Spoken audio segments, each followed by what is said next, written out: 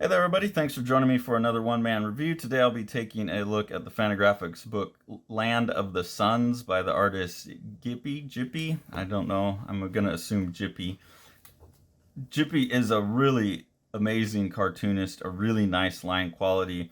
A lot of the work kind of reminds me of Guy Davis, who did the BPDR with Mike Mignola for so long, but this is a very different type of story. So you have these two brothers here. They're living in a post-apocalyptic world where some kind of viral thing happened, and or there was a flood that happened and everyone was poisoned from the toxins, and there's these very few survivors kind of living off on their own. There's like the neighborhood is seems to be like this gigantic lake, and there's people that have posted up and have their own little enclaves at places on the lake. And then you start to get a bigger story with, marauder type of characters and things like that as you go. But really, it's a story about these two sons and their father. This is their father here. He's very stern to them. He just doesn't want anyone to get a hold of them, so he has a lot of rules, a lot of strictures. They don't know much about their mother, and the dad's writing all the time, and he hasn't taught them to read or write. And so they see him doing this activity, but they don't have any access to what's in this journal he's writing. Here you get him writing in the journal, and the kids are asking him, like, what is it? What are you doing? What's he doing there? What's he talking about? And he just threatens to beat them. They go, and you start to get some of the other characters. You see that they found a body that's washed up on the shore. So you're getting a bigger picture of the world where their dad has told them that, there's not many other people besides the couple people that they've met who will meet later in the book, but they're starting to see these bodies floated up. So they're understanding that their dad's not telling them everything they need to know. There's a bigger picture. They do get to meet a couple of the other characters that are around that they've obviously interacted with before. This is a guy named Aringo, who's kind of a salty old man who's losing his eyesight, but they'll trade stuff with him every now and then.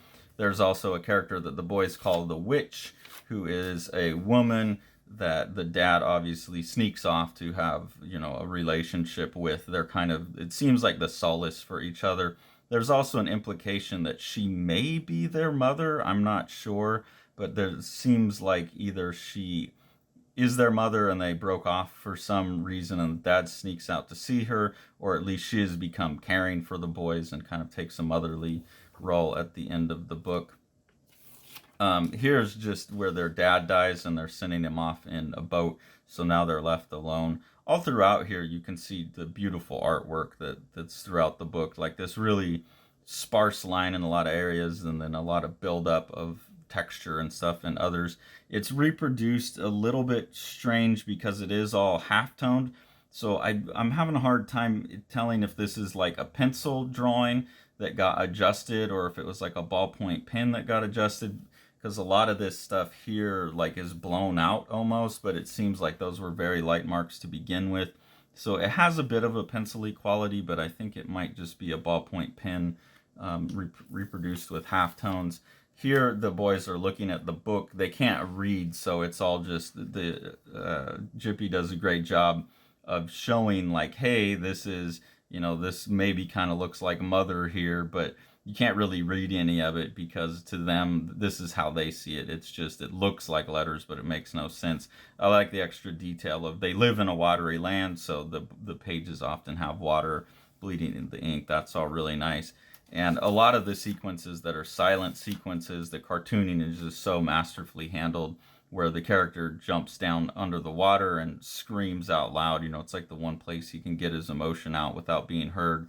And just the way the light works in here, shining down through the water and everything, I think is really, really lovely.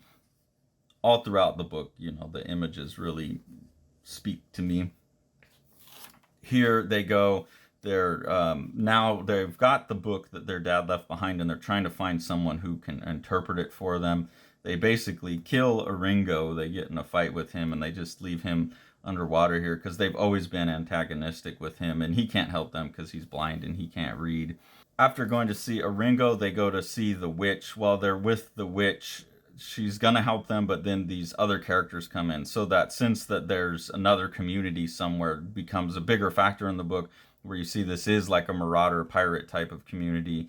They take the witch and they're gonna bring her obviously as some kind of sex slave or something. The boys hide in the well to get away from them. They're left with not knowing where to go, so they turn to some characters that they're afraid of called the twins, who, in whatever chemical spill there was that led to this world being what it was, they drank some of the water or something, and so they have like a mutation on their heads, and they're scary looking figures, but they seem pretty nice at first. The twins supposedly, if they get hungry, will eat human flesh, so the boys are a bit scared to go there, but they treat them really nice and welcome them in and make them out to be like friends and family. We're going to be a family together. The twins also use some strange terminology like giga happy, and that will show up later in the book with those communities of the marauding people use very funny terminology. Eventually you find out that the twins aren't so great. They have a female here that they're basically using as a sex slave, and they're gonna trade, it seems like, to the marauder people. And so the boys like don't feel good about that. They think, this is all going bad. They eventually escape with this woman.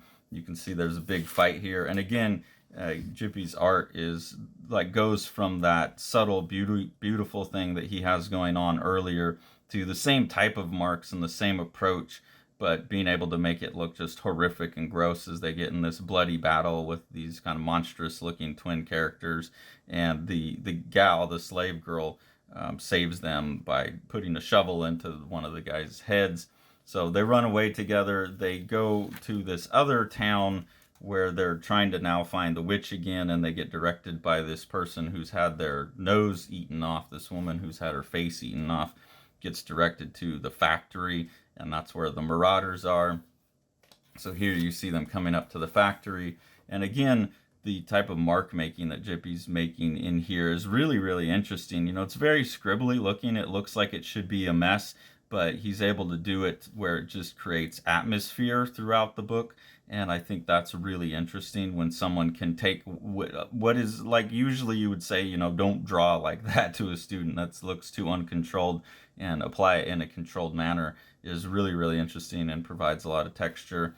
Within this community, they're all worshiping this God Cool, and so you get the sense that these are people who were in an internet-based society before things went wrong, and they've just kind of been left with that terminology, and it must have been a very, very long time between when the disaster happened and now, because the language has devolved, but it's devolved around web language. So that's where you get the like giga cool, and they'll say fuck cool, the word of God cool, this one's hot, worth 50 likes. I really like that just little bit of world building in the language without having to say what's going on. And I do think, that is like a way that society could break down, is we just break down with these basic concepts left over. So that's all really interesting. You've got this guy here who's basically the priest. He's come up with this idea of the God Cool and is obviously using that to keep power over this band of marauders. Of course, the boys eventually escape. They do find someone within there that will translate the diary for them, but they don't really ever get an answer for it. And that guy seems to be using it now to form a new religion, because the book's got a lot of rules in it, apparently. You never really learn what's in the book. And here, I think, is really the seminal scene for the whole story, which is that this whole time, the thematic of the story is these kids are searching for a connection with their father. They're trying to grow up on their own, but they seem to need this revelation of what has their father been writing about, what wisdom did they leave him. And after he dies, they have to start figuring the world out on their own. They have this book that they think can help them, and eventually their desire to save the witch and to save this slave girl that they've met overrides their desire to find out what's in the book. So he's willing to sacrifice the book because these marauder people think it's a gift from the God Cool, and it's like, well, if I can just throw this to them, then we can get away. And so what they've done is they've just thrown away, you know, that legacy of their father. Like, that's not important anymore. The world's collapsed, and we need to move on to rebuilding and preferencing those people who are here, those people that we love. Here you kind of get the sense that she is either their mother or going to be a matronly figure to them as they move forward.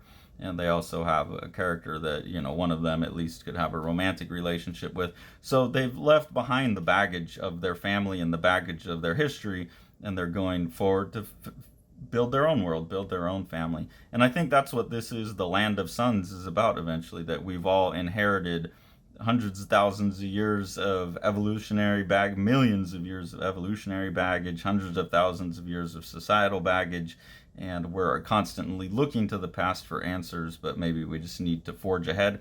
That's what I take as the basic message of the book as you go through all the stories. So really lovely little sentiment in the book.